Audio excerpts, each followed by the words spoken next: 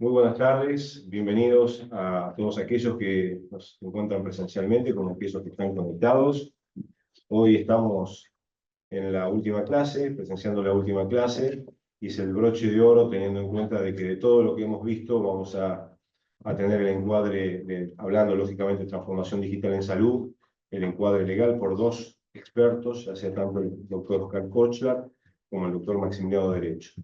Ambos con experiencias que ellos seguramente lo van a comentar, como para que ustedes tengan una visión y una visibilidad no solamente de lo que está ocurriendo en estos momentos, sino también que pensemos estratégicamente hacia dónde vamos, pensando en lo que estamos viendo hoy y todo lo que afecta en la parte regulatoria. Así que sin más, muchísimas gracias.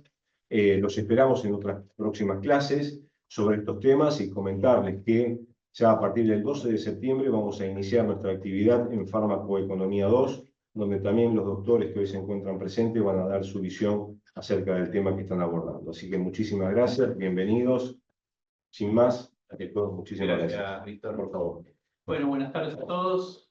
Les cuento cómo lo pensamos con Maxi esta charla de poco más de una hora y media casi.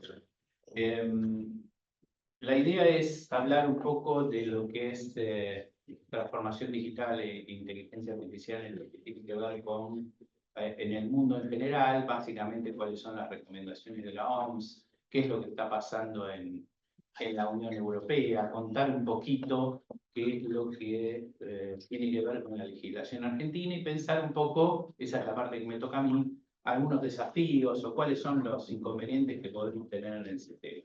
Y después, el que verdaderamente sabe, que es Maxi, nos va a hablar un poco de todo lo que es la legislación y la reforma que hubo sobre receta electrónica, receta digital. No sé si vas a hablar algo de telemedicina, Maxi, también. Bueno, así que lo mío va a ser más cortito porque me parece que lo de Maxi es mucho más terrenal y más jugoso. Así que la idea era dividirlo de este modo. Y para eso yo empezaría por hacerme todas estas preguntas, ¿no? ¿De qué hablamos cuando hablamos de salud digital? Bueno, yo diría hablamos de datos, pero también de la protección de esos datos. Nosotros tenemos legislación, tanto la Ley de Derechos del Paciente como la Ley de Protección de Datos Personales tienen implicancia y tienen mucha vigencia en el sistema de salud, sobre todo en lo que tiene que ver con el manejo. Quienes trabajamos en salud sabemos que los datos son confidenciales y cuáles son las consecuencias o las razones, mejor dicho, de esa confidencialidad y las consecuencias de violar esa confidencialidad. Pero también hablamos de tecnología, de sistemas de información y de interoperabilidad, y algo que seguramente Maxi va a hablar después, que tiene que ver con la receta y la necesidad de poder trabajar con diferentes mecanismos, diferentes plataformas que en definitiva llegan a una, pongámosle en el ejemplo que seguramente va a plantear a una farmacia que tiene que tener la posibilidad de hacer interoperable todos los sistemas con los que opere. Y obviamente hablamos de salud. En lo que tiene que ver con nuestro mecanismo de funcionamiento, sobre todo nuestro mecanismo de funcionamiento legal, todo esto que ustedes ven acá, el procesamiento, el almacenamiento y la generación de datos, es necesario verlo desde el punto de vista legal en el entorno en el que se implementa. Generalmente, no les voy a decir ninguna novedad si les cuento que la legislación siempre va por detrás, ¿sí? Las normas no, generalmente lo que hacen es reflejar una realidad que ocurrió antes. Cuando hablamos de inteligencia artificial en el ámbito de salud, pensemos en que estamos hablando de algo que, si bien es nuevo en términos de vigencia temporalmente, lo pongo en un ejemplo. Piensen ustedes que hace 20 años atrás la novedad era la posibilidad de sistematizar o recopilar o archivar datos, ¿sí? La medicina se basaba en la experiencia de casos. Bueno, Hoy eso lo maneja directamente la inteligencia artificial. Esa recopilación ya no la hacen los profesionales, ¿sí? Pensemos en acá, creo que han tenido una charla, Marcelo, con Fede Pedernera sobre historia clínica informatizada, con lo cual, digo, no La quiero segunda hablar clase. en eso. Bueno, quiero decir, hay montones de situaciones que hoy, con el tiempo, se han ido resuelto a través de la informática, y de eso es lo que nos nutrimos nosotros hoy. Ahora bien, ¿qué es lo que hacen los organismos internacionales? Bueno, tratar de establecer algunas pautas para que esa utilización de la tecnología tenga algún mecanismo de control o, como decimos acá, principios éticos para la utilización, para su utilización. Primero, seguir protegiendo la autonomía humana. Esto es clave, o por lo menos de ese modo lo plantea la OMS, porque no se trata de sobrepasar a las personas en su autonomía. Nosotros tenemos, por ejemplo, una ley de derechos del paciente que dentro de los derechos que el paciente tiene habla del derecho a la información. Y dice la ley que el derecho a la información incluye el de no ser informado. No quiero saber lo que tengo, y forma parte de un derecho de las personas. Bueno, obviamente que esa norma hay que respetarla, como también todo lo que tiene que ver en la atención médico-asistencial, en la seguridad de las personas y básicamente en el interés público. Cuando ponemos el interés público delante, es el caso, por ejemplo, donde hay enfermedades transmisibles o enfermedades de denuncia obligatoria por parte de los profesionales. Garantizar la transparencia, claridad y la inteligibilidad. Muchas de las normativas que nosotros tenemos aquí en materia de información sanitaria, de manejo de información sanitaria, de derechos del paciente, tienen como premisa lo que es el consentimiento informado. Todo tiene que estar vinculado a la posibilidad que quien es el interlocutor de eso, el paciente o sus familiares, estén en condiciones de entender. Responsabilidad y rendición de cuentas. Bueno, esto tiene que ver con los archivos y con las posibilidades que los sistemas permitan el control. Inclusión y equidad. Bueno, esto ya lo sabemos. Nosotros, sobre todo en la Argentina, tenemos un sistema federal. Pensar en cómo podemos generar, o cómo la salud digital y la inteligencia artificial pueden colaborar en la equidad, sobre todo ahora vamos a ver con los sistemas públicos también, y promover una inteligencia artificial con capacidad de respuesta y sobre todo sostenible en el tiempo. Este es un documento que ustedes saben que nosotros acá en el instituto organizamos todos los años un curso con el Consorcio de Salud de Cataluña, ahora en octubre, la segunda semana de octubre en realidad, que se hace en Barcelona, y la gente del consorcio nos compartió este principio. Esto es nada más que son 3 o 4 slides, vinculados a lo que la Unión Europea estableció como objetivo para generar un reglamento de uso de la inteligencia artificial en Europa. Ustedes saben que la Unión Europea legisla para todos los países de la Comunidad Europea, que a su vez, no es que no puedan legislar los países, lo pueden hacer, pero tienen que adaptarse o ajustarse a estas reglas que establece la Unión o el Reglamento Europeo. En este caso, en materia de inteligencia artificial, pone estos 4 clasificaciones de sistemas que ustedes ven ahí, ¿sí? Primero, el que está en azul, el riesgo inadmisible, que son las aplicaciones prohibidas. Ya empezamos a hablar, fíjense, los europeos ya empiezan a hablar de aplicaciones prohibidas, por ejemplo, el sistema de control social o la tecnología de manipulación subconsciente, como ejemplos, ¿ok? El segundo, que son los de riesgo alto, que afectan significativamente a la seguridad o a los derechos de las personas, por ejemplo, infraestructuras críticas, asistentes en la prescripción médica, la exhibición o la promoción de resultados en salud, sobre todo si no se protege la identidad de las personas.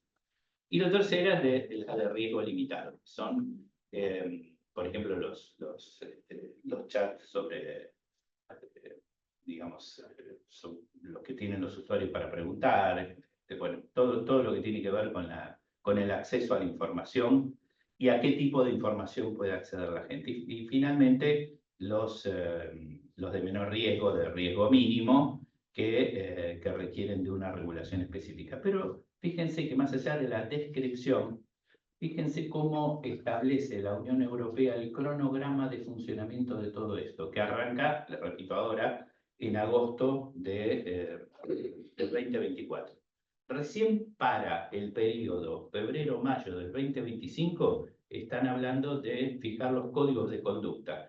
Y esto termina en agosto del 2030. ¿Sí? Quiero decir, fíjense lo que es poder en un sistema, en este caso de varios países, poder establecer un cronograma de cumplimiento y que finalmente se cumple de determinadas pautas para la aplicación o tanto la aplicación y el manejo de todo lo que tiene que ver con la inteligencia artificial, ¿no?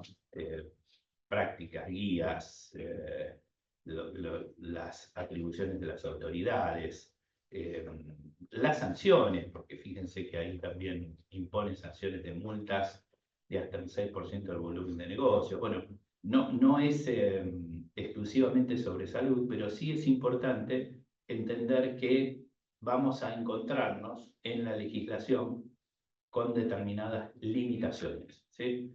Aquí lo mismo la organización, la OPS o la OMS, con un trabajo que hizo el BID, está también haciendo determinadas pautas o dando lineamientos para la utilización de la inteligencia artificial en salud pública, y para eso da determinados marcos para que los países puedan ir aplicando en materia de inteligencia artificial. Primero, un marco regulatorio. En Argentina lo tenemos, pero sabemos que vivimos en un país federal. Lo otro es la preparación del personal sanitario. Yo no sé en la Argentina si hay alguna provincia o nación, les diría que no, salvo Maxi, que si hay alguien que está trabajando en la preparación del personal, ¿no? Yo creería que no. Y lo mismo... No sé si lo habrán incluido incluso en las currículas de las universidades, que pareciera ser algo que tendría que empezar a pasar, ¿no? Pero no veo que eso por ahora exista. Lo mismo que el análisis de infraestructura, ¿no? La infraestructura preparada para la utilización de la inteligencia artificial. Ahora vamos a hablar un poquito de lo que pasa acá normativamente en salud digital. Disponibilidad y calidad de los datos, las consideraciones éticas que vimos recién anteriormente, y les diría lo que siempre ocurre acá, por lo menos en la Argentina, que es de dónde sale la plata para poder hacer todo eso, ¿no? Hoy tenemos un Ministerio de Salud que no lo veo, o sea, opinión personal, no lo veo muy dispuesto a colaborar o a hacer el rol de rectoría del sistema. Cuando hablo de rectoría no lo digo solamente en la cuestión de decidir, sino también en financiar las decisiones. No lo veo en ese camino. Pasó con el dengue, el ministro de Salud, el problema de las provincias. Bueno, no digo que no tenga razón, jurisdiccionalmente sí, pero bueno, la nación siempre se cargó las campañas y me parece que en este caso de una epidemia como vamos a tener el dengue este año y el año que viene, sería bueno que el Ministerio también lo asuma. Pero bueno, pasando de ese plano internacional a la Argentina, la pregunta sería si tenemos datos. ¿Tenemos datos? Y yo les diría que en algunos casos sí, algunas provincias sí, pero como les dije al principio, vivimos en un país federal. Esto hace que las provincias conserven todas las competencias no delegadas a la nación, y la salud no es competencia delegada, como tampoco lo es la educación. Entonces, si tenemos datos, sí, pero no tenemos a alguien que pueda sistematizar o juntar sobre esos datos.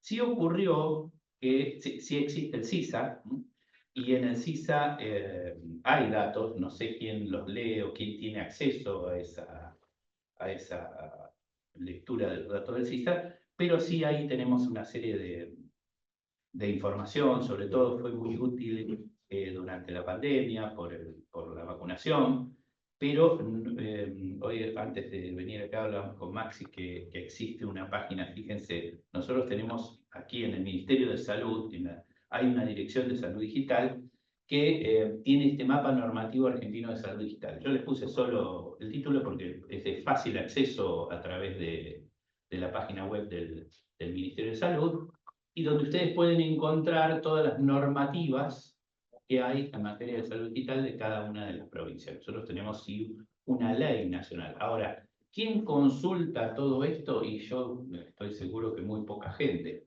¿no? Y no porque sea de difícil acceso, al contrario, ahí yo les puse el link para que puedan acceder. ¿Y cuáles son todos los principios que, desde el punto de vista, sí, de la Rectoría del Ministerio de Salud, se establecen para poder generar una red nacional de salud digital, que ese sería el principal objetivo? Fíjense que no difiere de lo que vimos antes de las recomendaciones de la OMS o de la OPS en cuanto a la integración de la información, la empoderación del paciente, la privacidad de los datos y el desarrollo de los recursos humanos. Todo esto está previsto. Ahora, se aplica y es difícil que yo pueda pensar o pueda afirmar que esto se está cumpliendo. Sobre todo porque nosotros acá en el manejo de los datos tenemos dos órbitas que son, si ustedes quieren, complementarias pero diferentes. Una cosa es el dato en la atención médica en sí misma y otra es la recopilación de ese dato y básicamente la gobernanza de todos esos datos. En un país federal es difícil que se pueda generar ese tipo de recopilación de información. Bueno, esto lo de la historia clínica lo paso porque sé que lo vieron con Fede Pedernera. Y finalmente terminar con algunas leyes que avanzan sobre esta cuestión. Primero, yo les dije la ley de protección de datos personales y la ley de derecho al paciente, pero también del año, si mal no recuerdo, 2023 o fines de 2022, no recuerdo, hay una ley del Programa Federal Único de Informatización y Digitalización de Historias Clínicas, y ya, sí, durante la pandemia, si mal no recuerdo, se dictó la ley de receta electrónica y teleasistencia. Fue el 2020, ¿no? Agosto del 2020.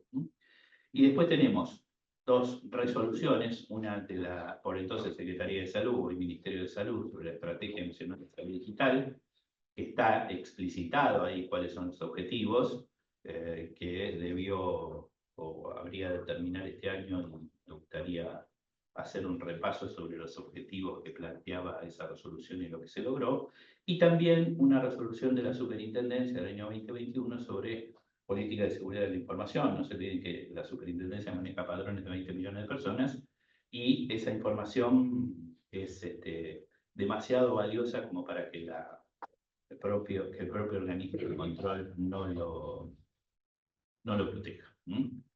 Bueno, esto es lo de historias clínicas, ya lo vimos. Yo plantearía 3 o 4 cosas finales antes de darle la palabra a Maxi que tienen que ver con opiniones personales para compartir con ustedes, ¿no? ¿Qué debilidades veo yo de la implementación de la salud digital en la Argentina? Bueno, uso y protección de los datos. ¿Quién tiene acceso a esa información? La ley, por ejemplo, la ley de derecho del paciente dice que la historia clínica es del paciente. Ahora, ¿quién tiene acceso a esa historia clínica? Bueno, hay normativas que lo establecen. La pregunta sería si se respetan, ¿no? Y yo me hago la pregunta si se acabó la anonimidad, básicamente por la existencia de las redes sociales. Pongo un ejemplo que siempre me trabaja la cabeza. Yo trabajo para instituciones de salud que estamos obligados a proteger la identidad de personas con determinada patología, ¿sí? Pongo el caso de HIV porque es el más común, que hasta incluso para el trámite dentro de la institución no se puede ni siquiera poner el nombre, y esto está previsto normativamente. Ahora, yo le protejo la identidad a una persona, en el mismo ejemplo que puse con HIV, que se presenta en las redes sociales diciendo soy portador de HIV. ¿qué estoy protegiendo? Sería la pregunta, ¿no? O hasta dónde alcanza, por supuesto que yo tengo que cumplir con mi obligación legal, no puedo salir de mi obligación legal. La pregunta es, ¿esto sigue siendo anónimo? ¿Cuál es el límite que imponen las propias redes sociales, ¿no? Les decía antes de la necesidad de proteger los datos de la superintendencia. Los datos de padrón son datos de 20 millones de personas que nosotros en el sistema, por los que conocemos de las obras sociales, conocemos nuestro propio padrón, no conocemos todo. Si bien hay un acceso público, es muy limitado solamente para saber cuál es la obra social. Pero todos sabemos que esos datos circulan. Y cómo circulan, si se venden, quién los protege.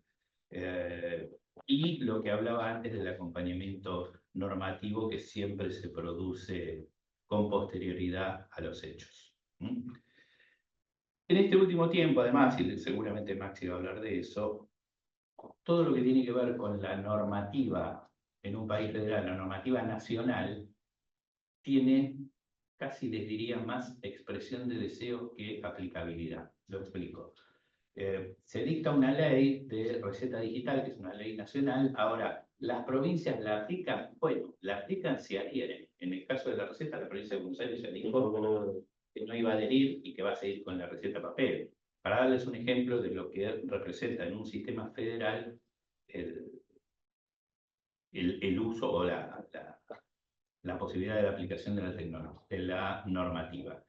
Y piensen ustedes también que en esto juegan los colegios o las asociaciones de profesionales que, tanto en materia de receta como de teleasistencia, tienen derecho a decir que este es un profesional que no está matriculado en la provincia y bien podría decir, no, yo no sé si la farmacia controla las recetas. La farmacia puede pensar cualquiera.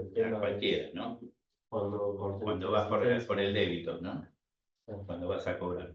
Bueno. Vamos a encarar todo un proceso de transición. Yo digo ahí el costo del aprendizaje aprendido, es decir, que es todo lo que venimos llevando, todo el bagaje que venimos llevando, para que en el punto 3 digo, saltemos de la burocracia de la imprenta a la burocracia digital, que es lo que me parece que es el proceso que estamos viviendo ahora, ¿no? Y hay una cosa que normativamente, o por lo menos yo veo en esto con mayor claridad que en otras actividades, tenemos que sacarnos, hablo de los abogados, el corset que nos impone el pensamiento jurídico exclusivamente, ¿no? A mí cuando me plantean un caso, siempre estoy dando vuelta desde la óptica jurídica, casos, digo, un amparo, una situación de reclamo, y me parece que eso es, en este caso puntual, o cómo se están desarrollando, cómo está cambiando toda la sociedad a través de lo que es la salud digital o la inteligencia artificial, me da la sensación que vamos a tener que salir de ese encorsetamiento y pensar en un enfoque interdisciplinario, ¿no? Aprovechar el impulso de la pandemia. Y también yo creo que acá no tenemos un modelo de atención, ¿no? Tenemos diferentes modelos de atención, no hay una bajada de línea desde el gobierno ni desde las provincias acerca de un modelo de atención claro y universal, con lo cual es difícil poder recopilar datos y saber cuáles son, de todos los datos que tenemos, los datos valiosos para, no solo para proteger, sino para poder tener archivos confiables de todos los datos, ¿no? Y bueno, nada más. Y esto, para terminar, ¿cuáles son los desafíos? Nos tenemos que adaptar al cambio. Para personas de 64 años como yo, es difícil, les aseguro, entrar en estos cambios. Me recuerdo siempre una anécdota del en el año 2015 se modificó el Código Civil. Entonces nos tuvimos que poner a estudiar otra vez, ¿sí? La realidad es que yo trabajaba con dos abogados más grandes y hubo uno que dijo, me retiro de la profesión, no voy a ponerme a leer un código porque es como ir a la facultad otra vez. Bueno, yo digo que esto se le parece bastante a eso, nos tenemos que adaptar a diferentes cambios, Y les diría que eso viene acompañado con una política de gobierno que ha generado una serie de cambios, sobre todo en salud, bastante importantes, parte de los cuales va a hablar Maxi, pero en el DNU, en el 70, hay algunos cambios que también nos obligan a adaptarnos a otro sistema. Y, como les decía antes, pensar en normativas con enfoque multidisciplinario, esto me parece que es lo más difícil para los abogados que tenemos ese corset. Y creo que con esto termino. Bueno, tema del federalismo ya lo hablamos.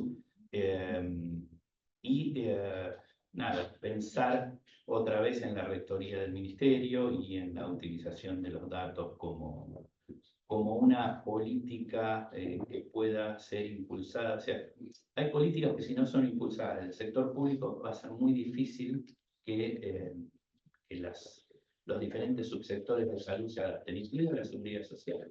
Me da la sensación que si el gobierno, que sea, no es un tema de juzgar o opinar sobre este gobierno puntualmente, sino que creo que si no hay una rectoría en salud desde el ministerio, es muy difícil que se pueda avanzar en algún manejo de datos o de aplicación de esos manejos de esos datos de manera sostenida y que se puedan adoptar, ¿sí? Y con esto termino yo y sigue Maxi. Okay. Buenas tardes, muchas gracias. Gracias, Oscar, por la invitación. Por favor. El celular. Gracias.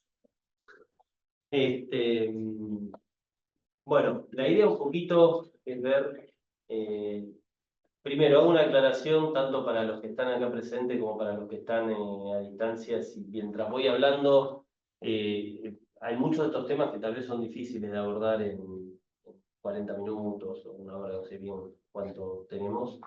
Pero interrumpen, preguntan si hay algo puntual sobre lo cual avanzar. La idea es dar alguna idea general de cómo la salud digital se ha ido metiendo, si se quiere, en cada una de las etapas del sistema. Y arranco, si se quiere, por algo de lo último que decía Oscar. El cambio más difícil es el cultural. El cambio más difícil es la forma en que las organizaciones están acostumbradas a hacer las cosas. Entonces, cambiar la forma en que se hacen las cosas lleva tiempo. La resistencia de aquellos que tal vez no están tan familiarizados con cosas que son muy nuevas. El ejemplo que ponías de los ahorros también pasó con la pandemia, se digitalizaron los expedientes, pasó a ser todo digital, todo con firma digital, y conozco abogados que se retiraron no porque tenían que leer el código, sino porque ya dijeron no tengo ganas de aprender cómo tengo que hacer para subir los escritos. Bien, algún pantallazo general de medicamentos en el mercado. Los medicamentos tienen que garantizar, según la ley de medicamentos, básicamente tres cosas: calidad, seguridad y eficacia. Para que eso se garantice, tenemos que hablar primero de un medicamento legítimo. Un medicamento legítimo es aquel que está elaborado por un productor o por un importador que está registrado, los laboratorios, todo esto lo regula el ANMAT, y al mismo tiempo el producto está registrado. Se tienen que dar las dos cosas. Está validado por la ANMAT, tiene el primer lote, etc. El producto que sale en esas condiciones, en el laboratorio, ese producto al mismo tiempo tiene que ser elaborado bajo unos estándares técnicos muy específicos que a nivel de Argentina son los estándares más altos a nivel mundial. O sea, Argentina tiene en términos de elaboración de fármacos los mismos estándares que la Unión Europea o que la FDA, que se llaman por las siglas en inglés GMP o buenas prácticas de manufactura. Y el producto que sale del laboratorio con esas características hay que garantizar que durante toda la cadena mantenga esas condiciones. Ahí es donde empiezan a jugar las buenas prácticas de distribución, almacenamiento y transporte.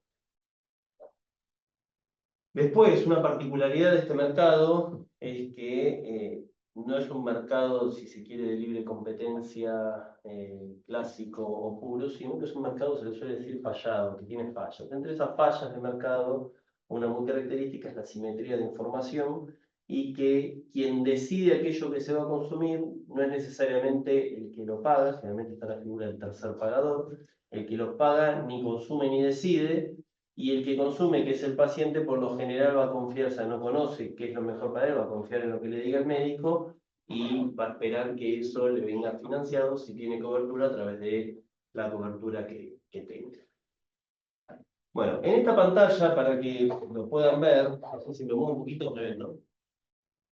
Abajo de inteligencia artificial dice financiadores, los que están en el medio son los financiadores. Por el lado de la demanda tenemos generalmente el médico y el paciente. Dentro de la relación del médico y el paciente, ya algo les adelantó Oscar, las recetas, la salud digital se empezó a meter en lo que es la receta electrónica, ¿sí? Detrás de la receta electrónica y un poco también, digamos, el interés de la industria en eso, que fue toda la vida quién maneja o quién define la lapicera de los médicos. Las historias clínicas digitales, que registran las atenciones médicas, la teleasistencia, como esta posibilidad de tener la consulta a distancia, en términos de lo que es la oferta, ya sea toda la cadena sanitaria, desde el laboratorio hasta las instituciones sanitarias o la farmacia donde se dispensa, ahí la trazabilidad también se mete desde el punto de vista de los controles electrónicos. Todo lo que es desde el punto de vista de la regulación, los registros electrónicos, lo que en otra época se registraba en libros o se registraba en formato físico, hoy por hoy la reglamentación empieza a decir que todo eso tiene que ser conservado de manera electrónica. Y algo que también creció mucho a cuento de la pandemia y tiene que ver con el acceso de los pacientes a medicamentos fundamentalmente, pero en general a todo tipo de productos, es la venta por internet. Ver cómo empezó a jugar, porque eso también hubo modificaciones con las últimas reglamentaciones. Y esto que ven acá adelante, que aparece, si se quiere, como algo novedoso, todavía que no se sabe qué impacto real va a terminar teniendo, inteligencia artificial, cómo va a jugar en el sistema de salud.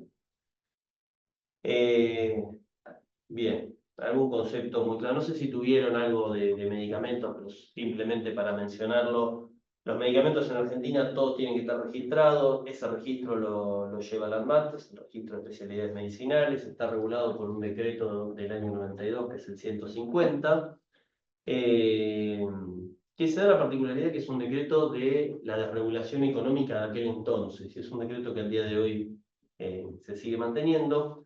Dentro del registro de esos medicamentos se va a definir cuál va a ser su condición de expendio.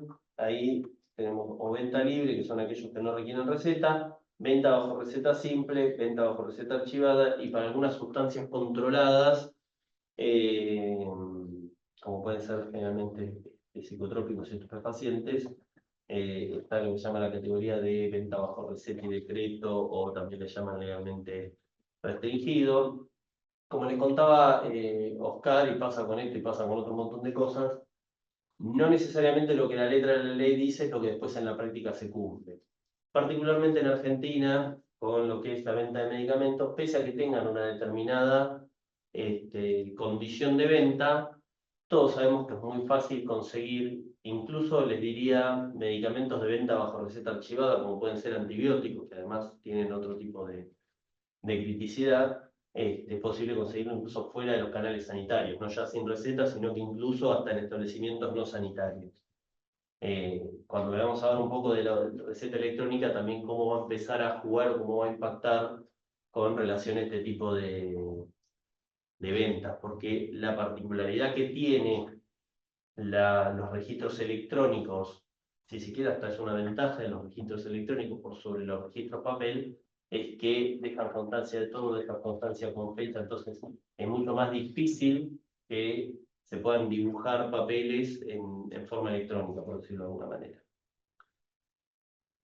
En términos de cómo se accede a esos medicamentos, por un lado, la norma va a decir que la publicidad solamente está, la norma, me refiero a la ley de medicamentos y el decreto reglamentario, la publicidad solamente está admitida en nuestro país para los productos de venta libre. Entonces, para los productos que son de venta bajo prescripción, ya sea prescripción archivada o no, ahí no se puede hacer propaganda, sino que es a través de la fuerza de venta de los laboratorios, generalmente los agentes de propaganda médica. Entonces, ¿qué hay detrás de esto? Que yo les decía al principio es la posibilidad de influir sobre la lapicera del médico al momento de prescribir para que prescriba una marca por sobre otra. Ahora vamos a ver un poco qué ha pasado con eso, con la ley de prescripción por nombre genérico y puntualmente también con el tema de receta electrónica, porque así como yo les decía que en términos de poder justificar ventas teniendo las recetas, también la receta electrónica no es lo mismo si permite o no permite consignar marca, porque si el propio sistema no te permitiera sugerir una marca, sería más difícil influir, si se quiere, desde el punto de vista de la recomendación médica. Bien, vayamos un poco a lo que es la normativa de prescripción de medicamentos. Y nosotros vemos un poco a lo largo del tiempo, tenemos por un lado las leyes, si no recuerdo mal, ahí está el año, el 67, la ley de ejercicio de la medicina, que va a fijar de qué manera se tienen que prescribir los medicamentos. Esto ha tenido recientemente modificaciones.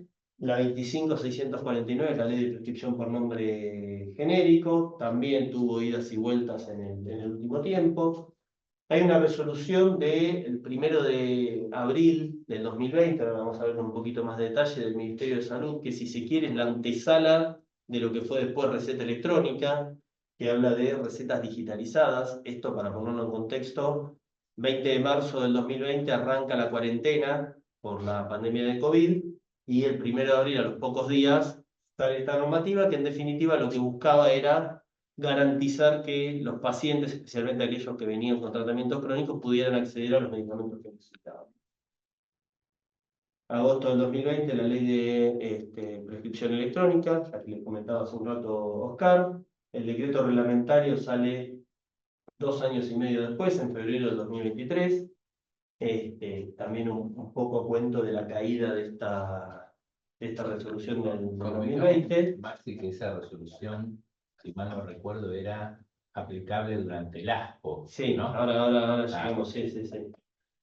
Y después algunas reglamentaciones que vienen de la mano de la ley de receta electrónica y cómo fueron modificadas, tanto por el DNU 70 de diciembre del año pasado, como por otro decreto que ya salió en abril de este año. Vamos un poquito para ir en orden cronológico. Prescripción de medicamentos, esta es una ley del 2002, post-crisis del 2001, garantizar también acceso a medicamentos en un contexto bastante crítico, donde mucha gente se iba cayendo de las distintas coberturas y también terminaba en el sistema público, que se dijo que se tenía que colocar siempre el nombre del principio activo en la receta, pero admitía la sugerencia de marca, ¿sí? Y el consumidor, sea que tenga sugerencia de marca o no, siempre en la farmacia podía elegir cambiar esa marca y elegir alguna otra marca que estuviera disponible. Era una ley pensada en pos del beneficio de la economía del consumidor. Que acá, si se quiere, no me quiero ir muy lejos, pero una de las cuestiones que se ha discutido es qué pasa cuando en realidad no lo paga el consumidor, sino que lo paga la obra social, que tiene tal vez conveniada determinada marca que se la provee al 100%, hasta dónde realmente puede o no puede el paciente y en qué casos elegir la marca que le parezca. ¿Qué hizo el decreto 70 con esta ley? Le quitó la referencia a la posibilidad de sugerir marca y modificó la ley de prescripción por nombre genérico y dijo que tenía que tener exclusivamente el nombre genérico. Y modificó la ley de ejercicio de la medicina en la parte de la prescripción y dijo que la prescripción debía consignar únicamente el nombre genérico del medicamento. ¿Sí? A partir de esto hubo bastante rechazo desde la comunidad médica, tal vez, dicen algunos malpensados, fogoneados por la industria farmacéutica. No. Mal pensados. No hay ninguna constancia de eso. Pero en definitiva, con algunos argumentos más atendibles que otros, pero en definitiva, que era lo que decían, que quien mejor conoce al paciente, quien mejor sabe, en función de su historia clínica, los antecedentes, las tecnologías disponibles y demás, y el tipo de medicamentos también. A ver, el switch de marcas o el cambio de marcas no es lo mismo para cualquier tipo de productos. Hay productos donde tiene un poco más de sentido, no sé, productos con insisto, no me quiero extender demasiado, pero con ventana terapéutica estrecha, donde ajustar la dosis o la biodisponibilidad de ese producto puede ser bastante más relevante para el efecto del tratamiento, y otros donde tal vez no tanto. ¿Qué fue lo que pasó con esto? El decreto 63 de enero, febrero de este año, si no recuerdo mal, reglamentó esta ley y dentro de la reglamentación admitió la sugerencia de marca. Lo cual a nadie le llamaría demasiado la atención esta reglamentación si no fuera que el DNU 70 primero y expresamente modificó la norma sacándole la sugerencia de marca. No sé qué toqué. Ahí. Pareciera ser, y de hecho en la práctica es medio un secreto a voces, que quien escribió el decreto 63 no es el mismo que escribió el decreto 70 del 2022. Pero en principio, hoy por hoy, en función de esta reglamentación, se podría consignar sugerencia de marcas, y también se mantiene la posibilidad de la sustitución en la farmacia, diciendo que el farmacéutico es el único o el principal capacitado para hacer esa sustitución. De algún modo podríamos decir que se modificó y se volvió a lo mismo que había. En términos de recetas digitales, ¿qué fue lo que se hizo, como les decía, en abril del 2020? Se admitió de manera excepcional, excepto para estupefacientes, recetas por mensajes de aplicaciones, fotos, mail, fax. Fax a mí siempre me llamó la atención que se acordaran del fax en esa época. No sé quién sigue teniendo el diario un fax. Y se puso mientras se mantenga el ASPO, el lanzamiento social preventivo obligatorio. Faltó decir mandando un disquete. Sí, tal cual, es que todavía hay cosas de la superintendencia que siguen figurando formalmente como que se presentan así. Les decía, esto arrancó la cuarentena, la gente no podía salir de las casas, la atención médica se limitó para lo imprescindible, con lo cual había que garantizar de algún modo que el paciente pudiera acceder a los medicamentos que necesitaba, ya sea por alguna cuestión aguda, como aquellos casos donde tenían que seguir consumiendo medicación crónica. Por eso, si se fijan, es al muy poco tiempo que sale la cuarentena. Entre las condiciones, si ustedes las leen, son un poco graciosas porque en la práctica generalmente no se dio nada de todo eso. O sea, la foto con el membrete que identifica al prescriptor, que obviamente incluye el nombre genérico, que eso como cualquier receta, que cuente con la firma hológrafa o digital del médico. Por lo general era una foto de la receta hecha a mano por el médico, con fecha posterior al inicio de la cuarentena, los datos de nombre, apellido y DNI del paciente, la leyenda receta de emergencia COVID-19. La realidad es que en la práctica le ponían emergencia, le ponían COVID-19, o sea, usaban fórmulas similares. Decían que la farmacia tenía que estar en cercanías del lugar donde se cumplía la cuarentena, lo cual era de cierta forma una expresión de deseo, porque no había ni forma de controlarlo, pero se suponía que la gente se tenía que trasladar lo menos posible a buscar el medicamento en la farmacia. Esto es lo más gracioso para mí. Los médicos prescriptores tenían que llevar un libro prescriptor bajo COVID-19. No sé si hay algún médico presente o virtual. No conozco un médico que haya siquiera intentado comprar el libro. No les digo completado un libro. Y hay una particularidad. Esta es una norma del Ministerio de Salud de la Nación. Recién les hablaba, Oscar, del federalismo en salud y de cómo aplican las normativas, que la salud no fue delegada por las provincias a la nación y por lo tanto cada provincia se autorregula. Hasta donde yo sé, ninguna provincia adhirió a esta norma, o por lo menos yo la norma de adhesión no la vi, ni he visto que hayan sacado normas similares. Pero en esta lógica de que muchas veces hacemos las cosas y no prestamos atención a este detalle fino de si aplica o no aplica, el Ministerio de Salud de la Nación dijo que se aceptaban, como la rectoría es del Ministerio de Salud, o al menos desde la teoría, la rectoría es del Ministerio de Salud de la Nación, entonces hacemos o cumplimos con lo que el Ministerio de Salud decía. Ahora, esto por lo menos, les diría que se aplicó en casi todas las provincias del país, pero por lo menos en el AMPA, en el conurbano de la provincia de Buenos Aires, seguro que se aplicó. Y además tenía una condición, esta norma, que era lo que decía recién Oscar, es mientras se mantenga la cuarentena. La cuarentena en todo el país creo que terminó en noviembre de 2020, le puedo estar pifiando que a lo último eran tres lugares que quedaban, creo que el Puerto Deseado, no me acuerdo, algunas localidades chiquitas, no me acuerdo si Trelew en Chubut o algo así. En Capital Federal, El ¿cómo? aislamiento obligatorio termina en ese momento. El aislamiento, el ASPO. Estaba también el DISPO, que era el Claro. distanciamiento. En Capital el ASPO terminó incluso antes de esa fecha, no me acuerdo de exacto, en algún momento había tenido que mirar bien las fechas de todo, porque hubo renovación tras renovación. Con lo cual esta norma se había caído, pero sin embargo, como muchas veces hacemos las cosas sin pensar en por qué los hacemos o con qué sustento normativo lo hacemos, se siguieron utilizando las recetas en los convenios de esta manera y se seguían aceptando las recetas, insisto, digitalizadas, no son ni digitales ni electrónicas, eran básicamente fotos de recetas, generalmente eran fotos. Foto en el teléfono. Foto en el teléfono, sí, pero no eran por mensaje de texto, solía ser la foto escrita por el médico, que le sacaban foto y la mandaban por él. En algunos casos empezaron a usar algunas aplicaciones que hacían recetas electrónicas o digitales, pero con la particularidad de que esa receta electrónica o digital la imprimían y usaban la receta impresa. Hasta que no sé por qué al ministerio esta norma, que ya no estaba rigente, que además no regía en otras provincias, pero igual la aplicaban, se le dio por derogarla un 26 de diciembre de 2022. Ahí los colegios de farmacéuticos, las mandatarias que trabajaban en los convenios y demás, se agarraban la cabeza, pues che, estamos trabajando así hace, para diciembre del 22, les diría 3 años casi completos. Y no podemos de un día para el otro cambiar la modalidad, no podemos pedirle que vengan todas las recetas papel, tenemos recetas que están, bueno, se pusieron de acuerdo y dijeron transición hasta el 28 de febrero del 2023, seguimos aceptando lo que había.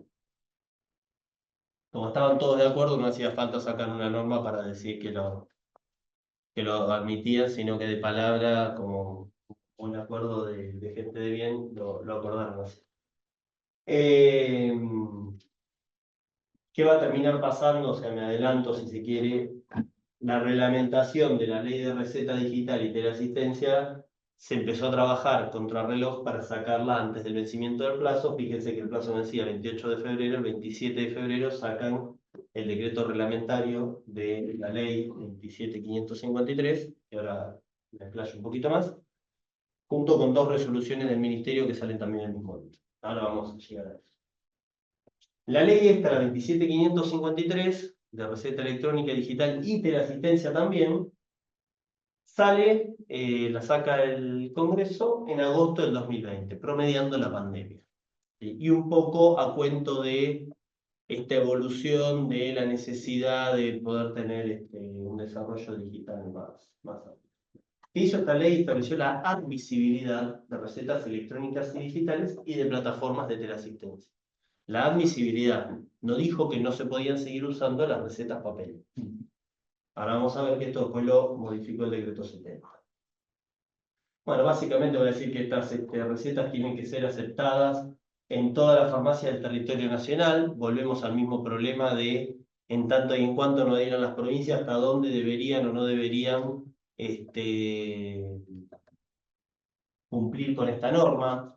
Tenemos un tema que, no sé, Oscar, si vos coincidís en el último tiempo, pero sacan muchas normas del Congreso Nacional invocando una suerte de ley, una suerte de carácter de ley federal de lo que regulan en salud, pretendiendo que tenga una aplicación en todo el territorio nacional, cuando de por sí constitucionalmente es discutible que tengan esa facultad para legislar en la materia.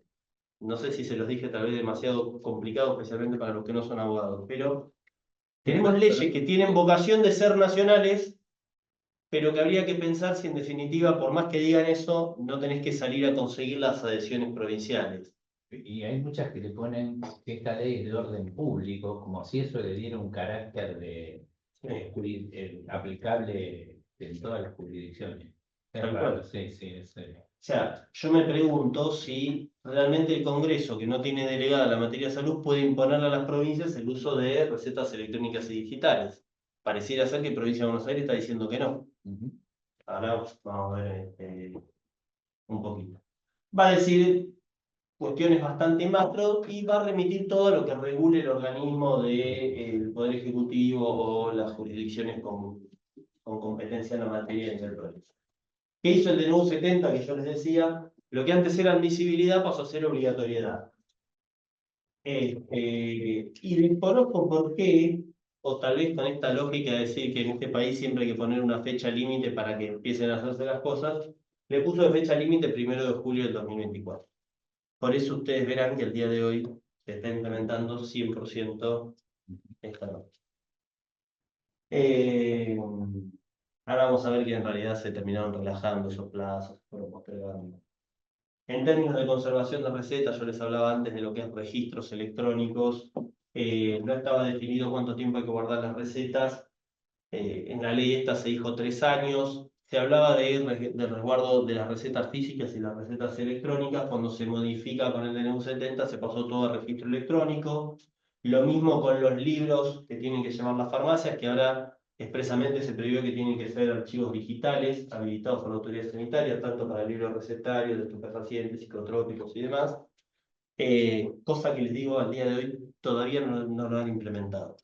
De hecho, a nivel de los colegios farmacéuticos, ya desde antes lo que ellos llamaban los libros digitales eran las fotos de los libros, papel, microfilmaciones y no sé qué otra cosa que... La realidad es que no pareciera algo muy difícil. Hoy la solución de todo ese tipo de cosas tiene que venir desde los sistemas de gestión de farmacia. Esto, receta electrónica y demás, lo tienen que tener todo integrado. Si realmente quieren que funcione, sí o sí va a tener que estar integrado. Esto, receta electrónica y trazabilidad. Vamos a llegar también. Bueno, la autoridad de aplicación debe fijar los requisitos técnicos de la firma y demás, y obviamente algo de los conceptos más generales que les comentaba antes, Oscar, la inalterabilidad de los registros, o sea, tienen que, de algún modo, los sistemas que se usen garantizar que no puedan ser falseados o modificados. Cuando sale el decreto reglamentario en 98, da algunas definiciones. Para receta electrónica va a decir básicamente que es con firma electrónica, y para receta digital, con firma digital y sello de competencia digital. ¿Saben cuál es la diferencia o escucharon alguna vez la diferencia entre firma electrónica y firma digital? Tal vez lo vieron si vino Fede, no sé si les hablo del tema, pero por ahí él se los de Pedernera. Pero dale.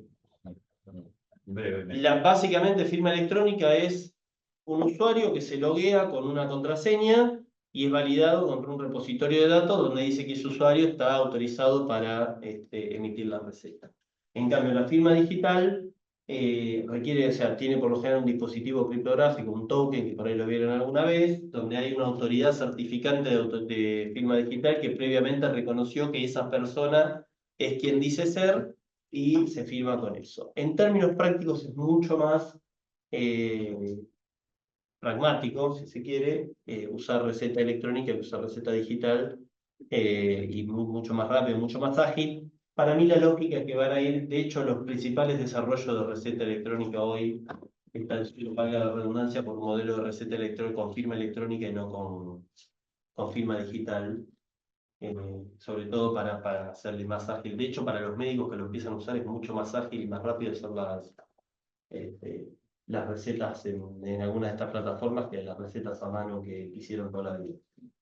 En términos de teleasistencia, básicamente es la provisión de servicios de salud a distancia mediante algún tipo de tecnología de la información.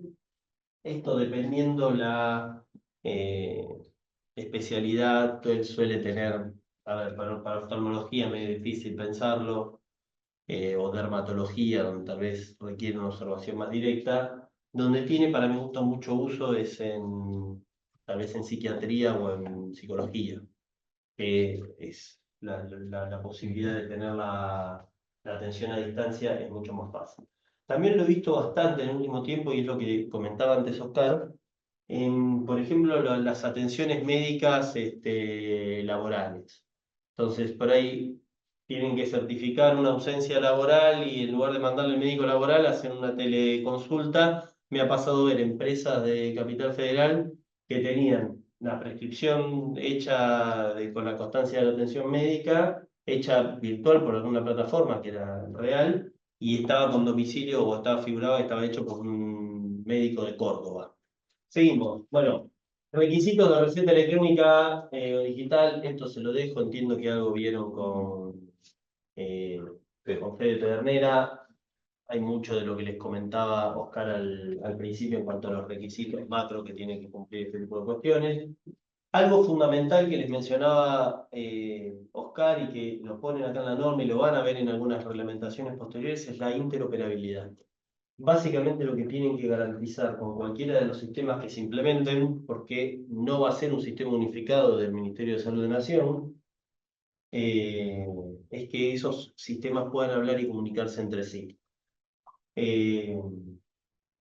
Creó la licencia sanitaria federal, empezó a hablar de un enfoque progresivo, ¿sí? Esto pareciera que el DNU 70 no lo hizo tan progresivo porque dijo todos a partir del 1 de julio del 2024, pero después cuando sacan normativa reglamentaria empiezan a mencionar de vuelta también el enfoque progresivo. Se tienen que empezar a escribir las plataformas que están, que ya estaban en ese momento. ¿Qué fue lo que hizo el decreto 98 a febrero del 2023? No tenía mucho desarrollo hecho, es vengan, regístrense, empecemos a armar una base de datos de quiénes son las plataformas que están funcionando, creemos una licencia sanitaria federal de todos los médicos o todos los profesionales, para decirlo mejor, que están en condiciones de poder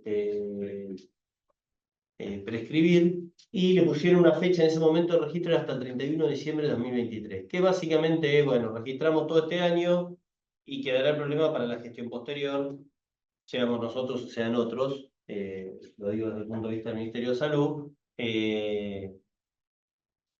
para ver en función de lo que relevan qué cuestiones fijan. Pregunta de abogado. Sí. ¿Es requisito para tener esa licencia tener una matrícula? Sí. ¿Ok? Muy bien. La licencia, ¿me faculta para ejercer en otras jurisdicciones donde no estoy matriculado? No, es un relevamiento exclusivamente. Es en algún punto lo que ya tenía el CISA con el REFEX, creo que se llama la parte de los sectores. ¿Qué es esto? Básicamente la base de datos de aquellos que van a poder prescribir. Que en algunas jurisdicciones, por ejemplo, tienen a las obstétricas. Y que a su vez también incluyen a veterinarios. ¿Por qué? Porque en definitiva los sistemas que se usen, si bien yo les decía, pueden ser distintos sistemas, pueden ser interoperables, o sea, de algún modo tienen que validar al usuario prescriptor contra algo. Entonces tiene que haber un repositorio de datos donde estén todos los potenciales usuarios prescriptores. Esa es la lógica de la licencia sanitaria federal. La particularidad es que la licencia sanitaria federal tiene que jugar de manera coordinada y articulada con las provincias, porque cada matrícula la manejan las provincias, incluso según las especialidades, hay provincias donde las manejan los ministerios de salud y hay provincias donde están delegadas en los colegios médicos. Y esto tiene que tener cierta actualización medianamente constante con altas y bajas para saber quién puede y quién no puede prescribir. De hecho, a ver, esto por ahí se los comentó en su momento Fede, no lo sé, pero por un lado Fede hablaba del diccionario de medicamentos, le gustaba llamarlo así, diccionario de medicamentos. Cuando era funcionario.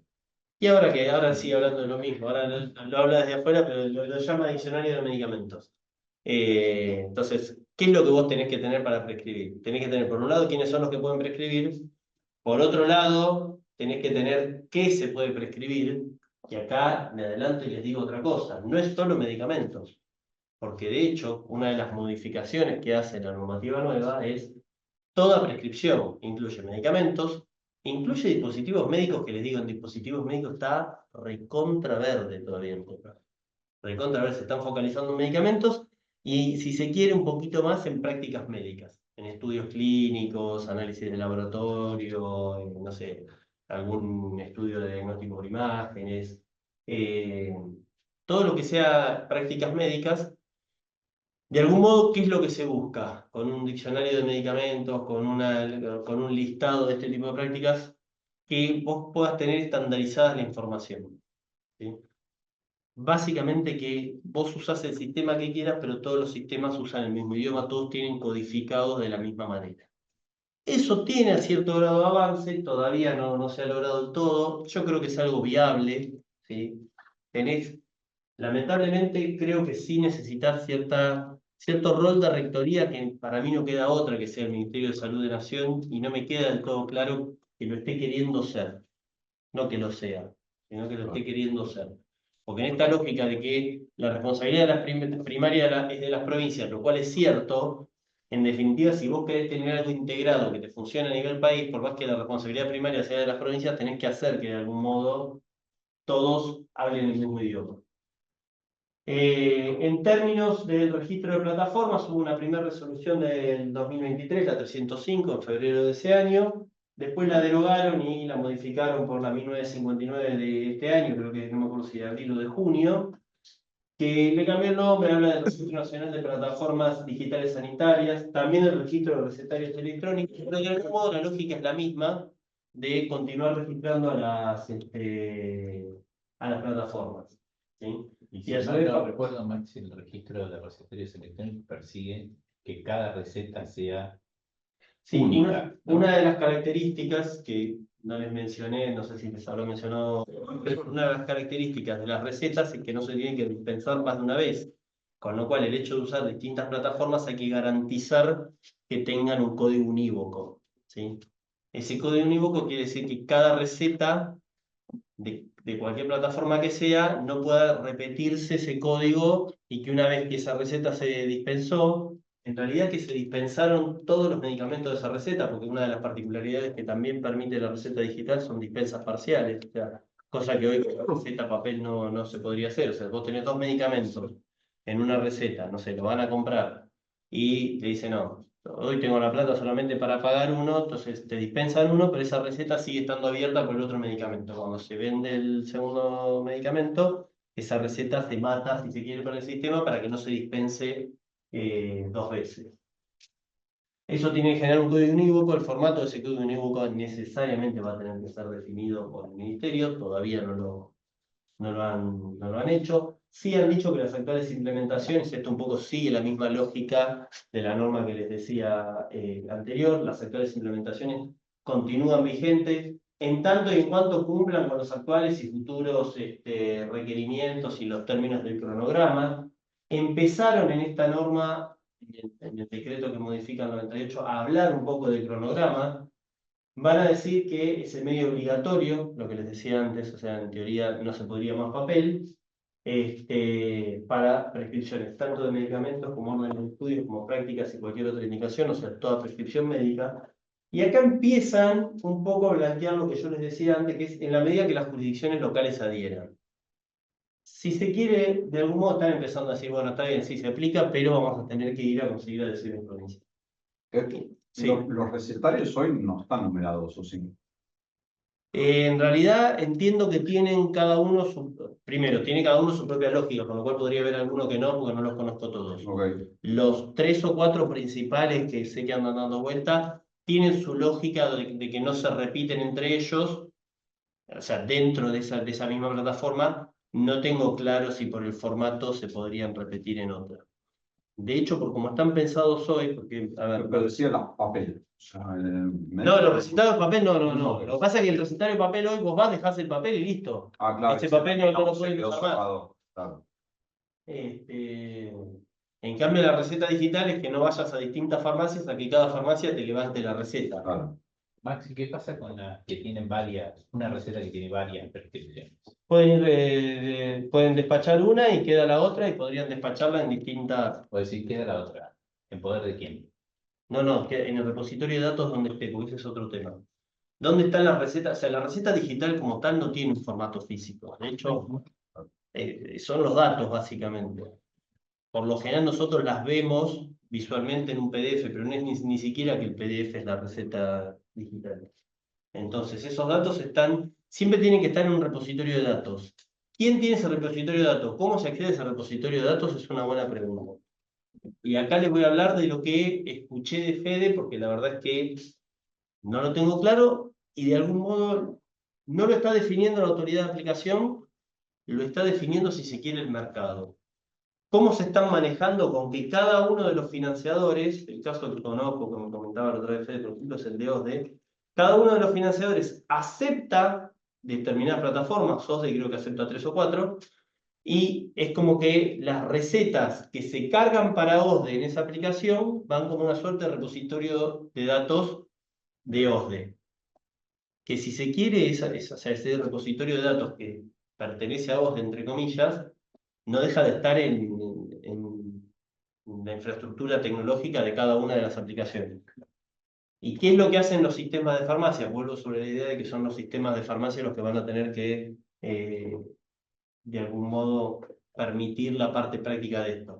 Los sistemas de farmacia se comunican, así como los sistemas de farmacia suelen comunicarse para ver cobertura, según obra social. O sea, si uno va a comprar una receta en una farmacia, compra determinado medicamento y se fija que el medicamento esté dentro del Bademecum de la obra social. Generalmente las obras sociales tienen unos Bademecum por marca, con lo cual determinada marca podría no estar.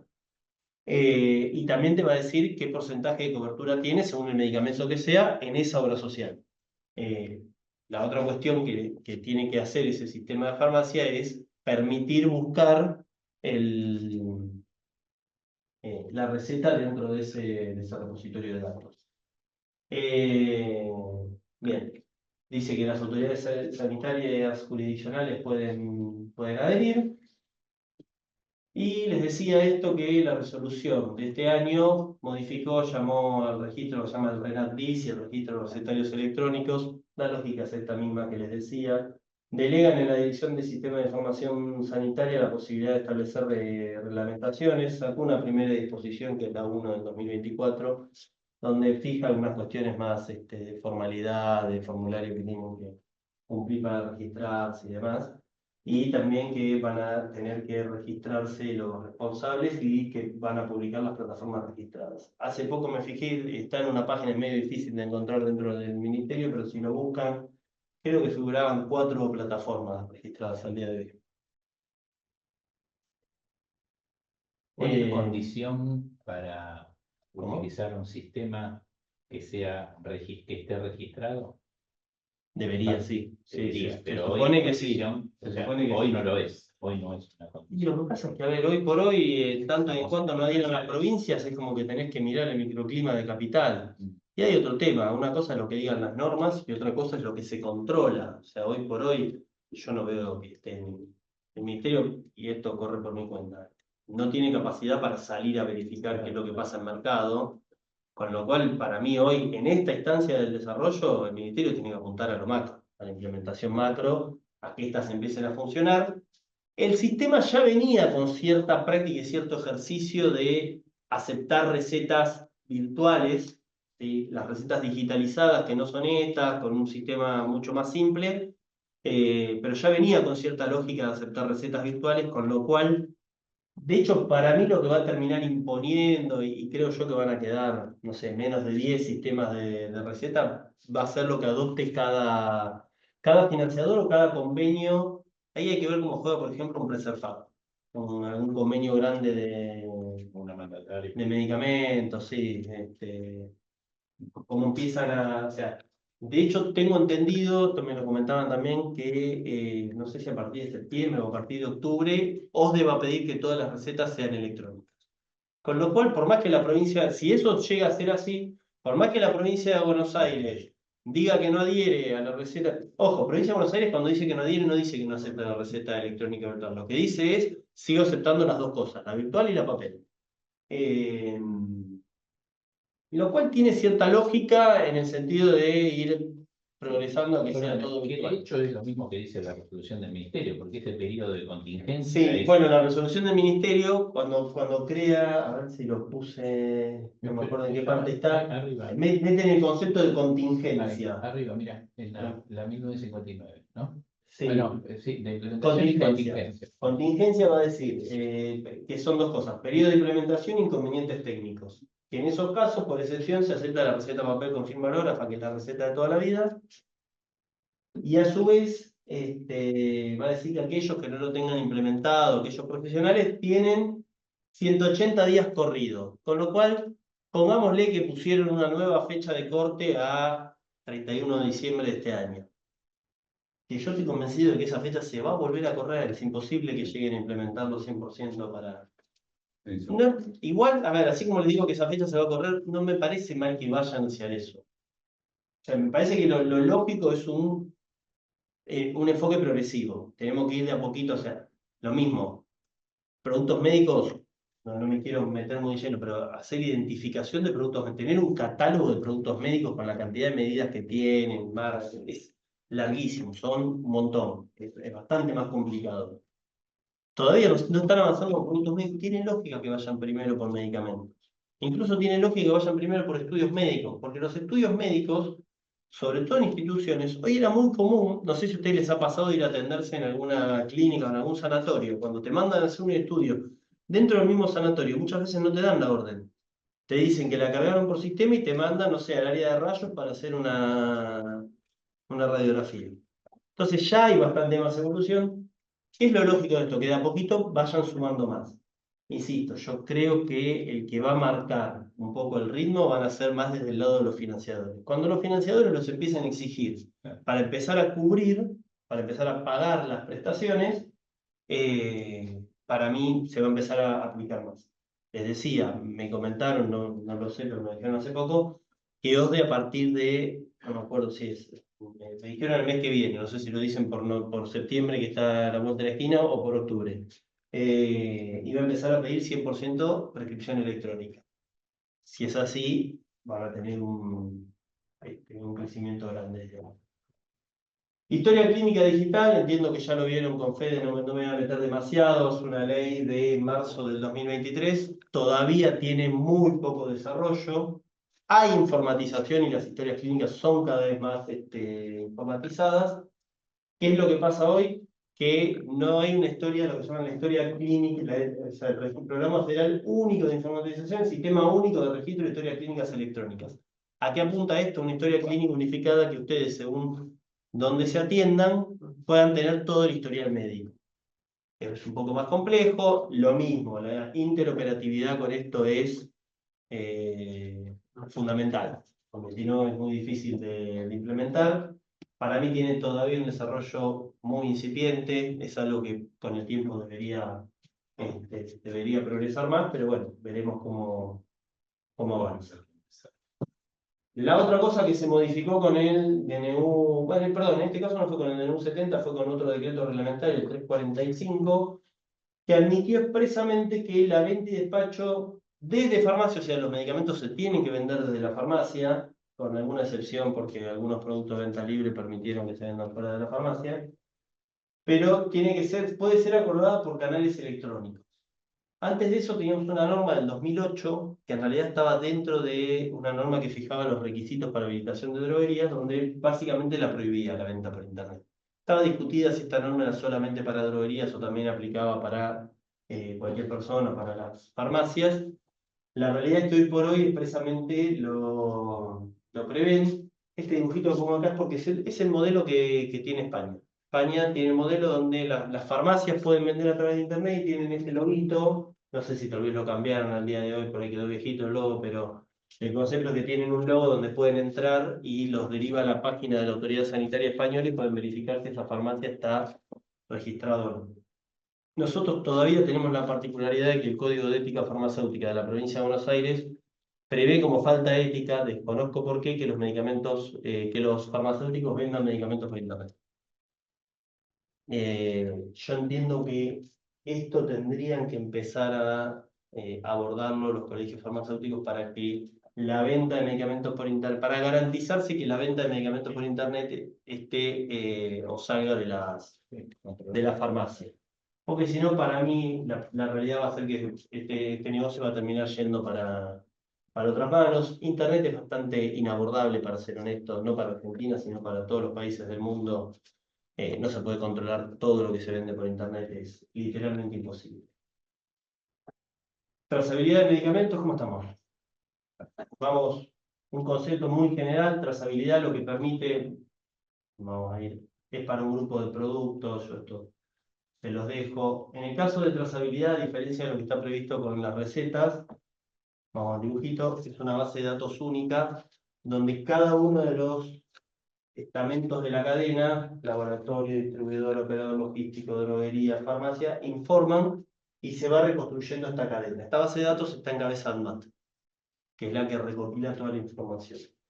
Yo les decía antes, para receta electrónica, primero, receta electrónica, si se quiere, es un poco más... El modelo europeo no es así, el modelo europeo es, cada laboratorio tiene como su base de datos de trazabilidad, informa se llama punto a punto, informa el primer punto y el último punto, y la base de datos está en cabeza del laboratorio. Si se quiere, para hacer algún paralelismo con lo acotado de esta charla, el receta electrónica es algo más parecido a ese modelo, donde cada aplicación tiene su propia base de datos, y eventualmente la autoridad sanitaria accede a esa base de datos. Trazabilidad lo que permite es reconstruir la cadena de todos los medicamentos trazables hasta el paciente. ¿Eso ya está implementado hoy? Está desde el 2011 trazabilidad. Ahora está, si se quiere, hace unos años que ha quedado bastante estancado. Para lo que es medicamentos de alto costo, tiene un grado de implementación muy alto. Yo trabajé en ANMAT hasta el 2017. Los últimos 6 años que yo estuve en ANMAT, casi exclusivamente, no exclusivamente, con lo que era implementación del sistema de traza. Hasta el 2016, que lo tenía medido y tenía mucho dato, te puedo asegurar que crecieron todos los números. Después ya no lo seguí. Tengo entendido que después tampoco estaban tan claros o sea, no tenían forma de medirlo tan fácil. Pero lo que es, no para algunos productos, o sea, insisto, no quiero entrar muy de lleno en qué productos se trazan y qué no, pero para los productos de alto costo, que son aquellos para los cuales trazabilidad se justificaba más, hoy por hoy te diría está bastante completa la traza y tiene un grado de cumplimiento alto. Según el tipo de establecimiento y la provincia, te puede variar un poco a nivel de... Sí, ya está. Tienes una pregunta. Ah, Sandra Paz. Buenas tardes. Consulto la entrega de entonces del medicamento, si el domicilio sería legal con la modificación del decreto. Si la entrega a domicilio sería legal. y dicen que se puede acordar por canales electrónicos. Entiendo que sí con la nueva modificación, que era algo de lo que antes, porque además se modificó la ley de farmacia, donde antes decía que la dispensa tenía que ser por mostrador, lo modificaron también. Entiendo que sí. Hay una discusión ahí que va a aplicar, si se quiere, a las provincias que todavía siguen teniendo la restricción. Esto es lo mismo que les decía antes, o sea, tienen que adherir las provincias para que se pueda hacer en cada provincia. Hay provincias donde para habilitar una farmacia tenés 2 requisitos: densidad poblacional y que esté a 300 metros, generalmente son 300 metros de otra. La pregunta es qué pasa cuando vos tenés el delivery, la venta por internet, que en definitiva termina la farmacia compitiendo, entre comillas, contra otra que está a más de 300 metros. Que puede estar más cerca del domicilio donde dispensa. Sí, tal cual. La realidad es que la práctica hoy por hoy me parece que se va a Es lo llevar que en dijiste cuenta. vos, es incontrolable. Es incontrolable y además, seamos francos, si bien el delivery de medicamentos no estaba previsto, y Provincia de Buenos Aires jamás lo admitió, intenten en cualquier farmacia de barrio de Provincia de Buenos Aires, van a ver que para lo que es la zona de influencia de esa farmacia lo van a tener. Bien, ¿algún comentario muy rápido de lo que es inteligencia artificial? Inteligencia artificial todavía en salud es bastante incipiente. Todavía no se sabe muy bien cómo va a terminar impactando. Algo que al principio parecía que tenía mucha potencialidad, empezaron a ver, bueno, hay que tener precaución con algunas cosas.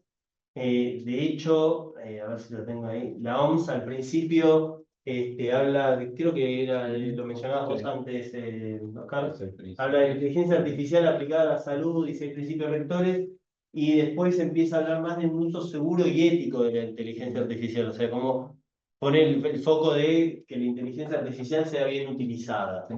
Todavía, me parece, le falta un cachito de evolución. Ahora la potencialidad de lo que puede llegar a ser bastante disruptivo, incluso en el ámbito de la salud. ¿Qué aplicaciones podemos tener dentro de lo que es el sistema de la salud? Les diría que podríamos agruparlas en 3 grandes, por lo menos hasta hoy, siendo en cierta forma arbitrario, podríamos hablar de 3 grupos. En temas de diagnóstico médico, ahí pareciera que la potencialidad es muy buena, y de hecho ya se está empezando a utilizar, diagnóstico, sobre todo para diagnóstico por imágenes. Se está empezando a hacer diagnóstico por imágenes a través de inteligencia artificial, tal vez con mejores resultados que con el ojo humano. Tanto como para reemplazar a los médicos, no sé si tanto, pero pareciera ser que ahí va muy bien.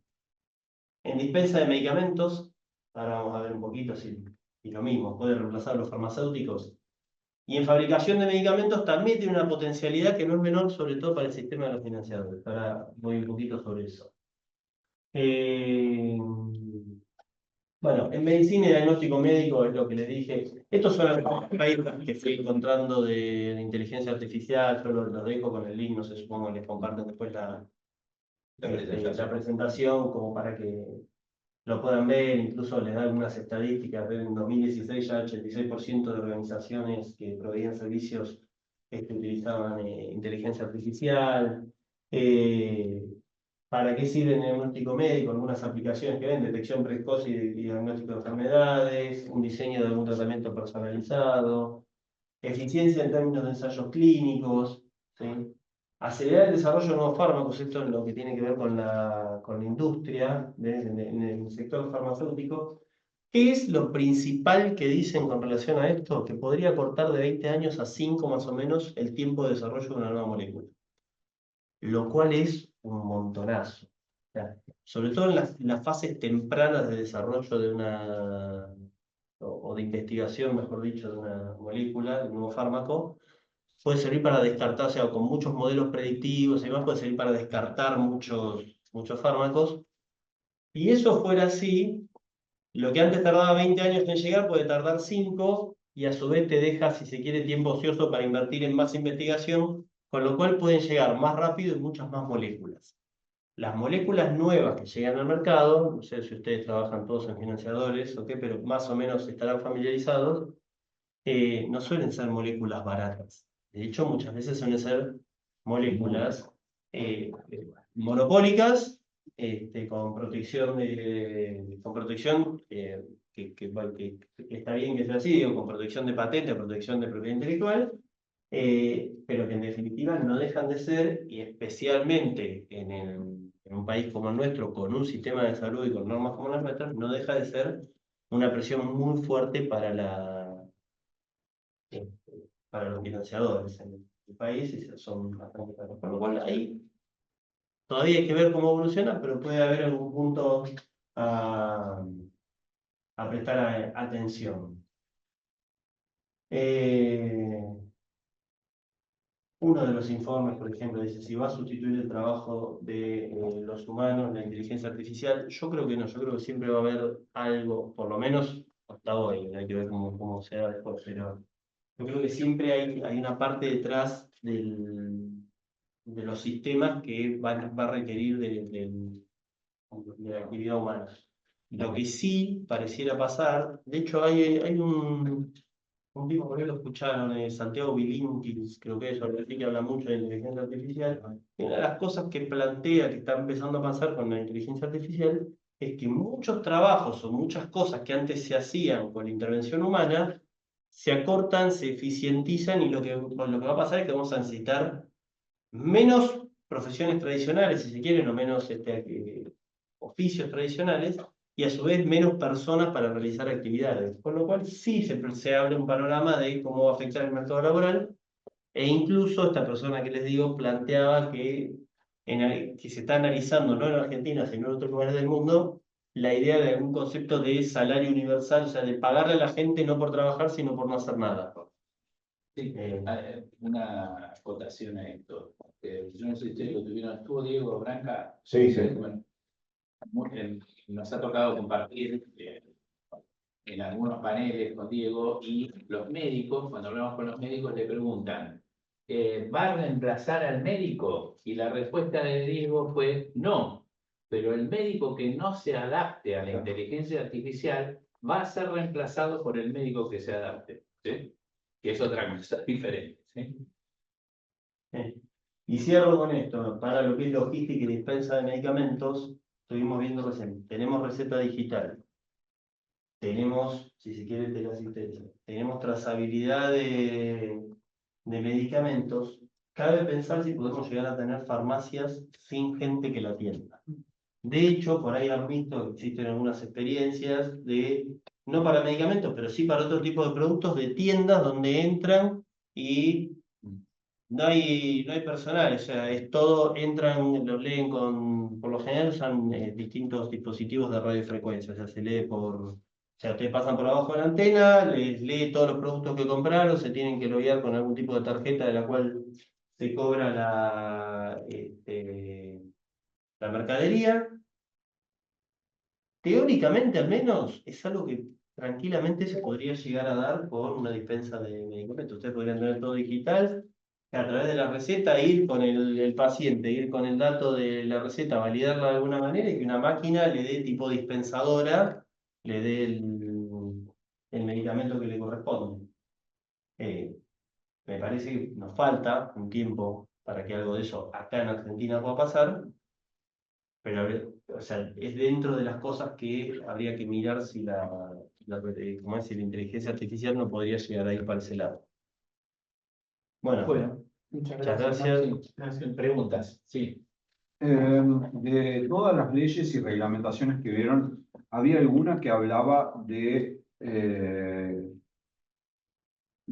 la seguridad informática que había que implementar o sistemas de backup? En Estados Unidos tengo entendido que la ley HIPAA sí, o sea, establece requisitos mínimos, o sea, de seguridad informática y demás, y también establece la responsabilidad de cada guardador de datos, por llamarlo de alguna manera, o sea, sobre esa seguridad de datos. Mira, hasta donde yo tengo entendido dan lineamientos muy generales, no vi ninguna normativa que sea tan específica. Y te hablo de la experiencia que conocí sí con el sistema de trazabilidad. Sistema de trazabilidad, todo lo que es soporte tecnológico era con el área de PAMI. El área de PAMI no, con PAMI, que a su vez en una época lo tenía tercerizado también con otra empresa, pero hemos tenido alguna reunión allá lejos y hace tiempo, y por ejemplo te contaban los distintos estándares, o sea, tenés determinados estándares de seguridad informática a nivel internacional que en general usan las empresas. De hecho, el sistema de trazabilidad, por lo menos en ese entonces, tenía los estándares más altos. Por ejemplo, una cosa que recuerdo, vos tenés que tener los servidores triplicados, o sea, como que tenés dos backups, y en dos lugares, los tres lugares tienen que estar con cierta distancia de, no me acuerdo cuánto era, mismo los fierros que le llaman, o sea, los servidores tienen determinadas características. Tenés protocolos, ahora, que estén exigidos de determinados, o sea, ese nivel de detalle de la autoridad de aplicación no hay. Y esto corre por mi cuenta también. No tenés hoy en la autoridad, no lo tenías en la gestión pasada tampoco, no quiero tampoco que parezca que es un tema de esta gestión. Ni en la gestión pasada ni en la anterior no tenés hoy capacidad en la autoridad de aplicación como para que puedan definir ese tipo de cuestiones. Lo más cercano que tenían a algo de eso, te diría que era Felipe Pizarro, que ya no está más. Por lo menos que estaba buscando eso. Pero sí, a ver, el detalle ese tan fino de... Entiendo yo que igual el concepto de que tienen que garantizar la seguridad informática, que tienen que cumplir con la integridad, la inmutabilidad de registros y demás, está. El cómo y el detalle fino de qué nivel de seguridad informática funciona el protocolo tal o cual, o con esto que te digo, si tienen que replicar la información cuántas veces y cómo, no lo tienen definido. Sí entiendo que en general las plataformas eso suele estar bastante estandarizado por los programadores, me parece. Gracias. Muchas gracias.